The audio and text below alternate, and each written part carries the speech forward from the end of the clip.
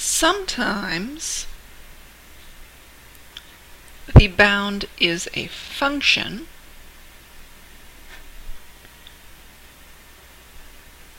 rather than a single variable.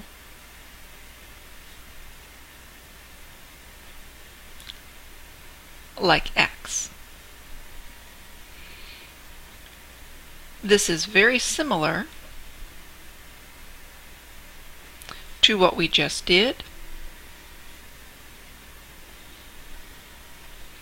namely substitute in the variable bound,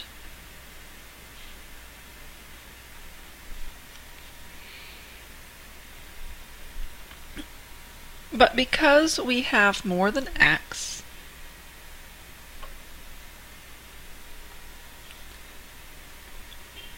we need to use a variation of the chain rule. Just like if we were taking the derivative of a composed function with a normal derivative. So that means in general,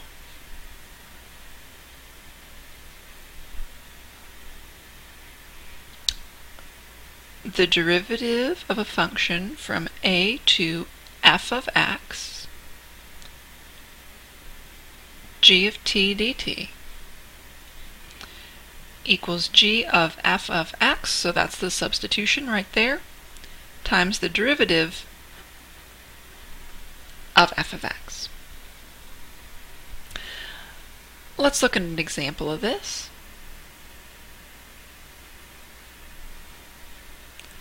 Let's say we're taking the derivative of the integral from -1 to x squared cosine t dt. Just applying this rule, we can see that we're going to substitute the variable bound in like we were doing earlier. Then we're going to multiply that whole thing times the derivative of x squared.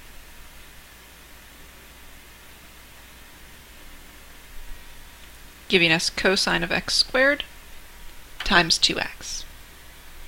Let's show why that's the case over here. Let's do it all out by hand. The antiderivative, or excuse me, the integral from -1 to x squared cosine t dt. The antiderivative is sine t from -1 to x squared.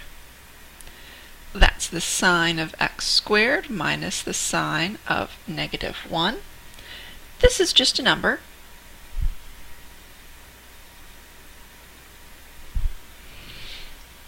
So when we go to take the derivative,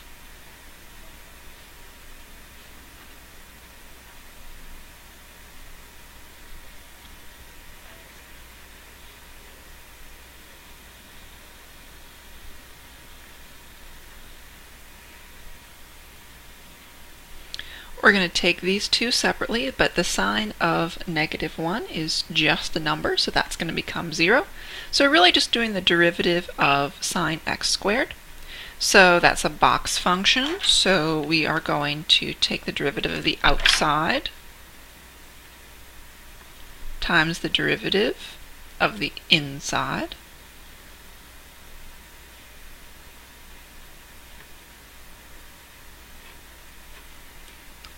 Voila! Matches just what we had there. One thing to note with all this is that the chain rule piece is going to be multiplied by everything.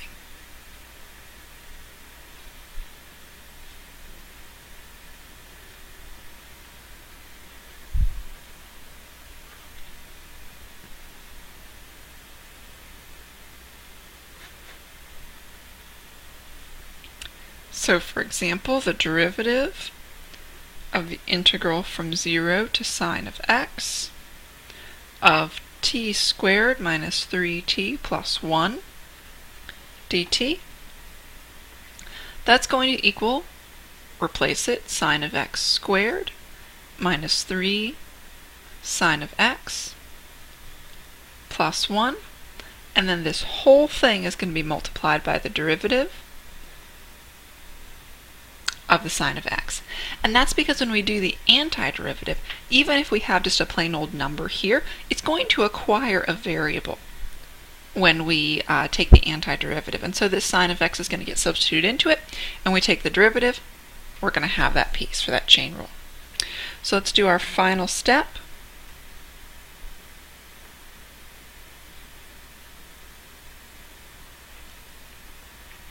Derivative of sine x is cosine x, and make sure not to forget these parentheses.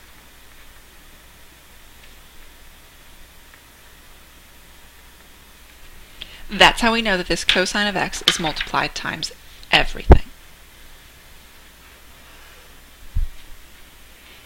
Let's give you a check for understanding problem, and then we'll be all done.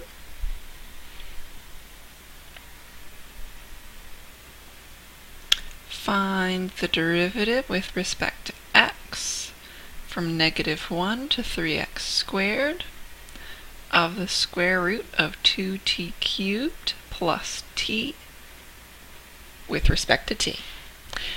In this case, actually, we can't even take the antiderivative by hand, because when we try to do our u substitution with this, there's nothing for the t cubed derivative, so 3t squared, to cancel out without here. But fortunately, we don't need to, because we know this second fundamental rule. So we're just going to start off by substituting. Actually, this is a check for understanding problem, so you should go ahead and try that on your own, and pause the video now. Okay, so the way that we do this is to substitute our bound in, so that's 2. Substitute the 3x squared into both of the t's, and then multiply the whole thing. We put parentheses there for added clarity, but in fact, because this is all under the square root, it's all in invisible parentheses already, times the derivative of 3x squared.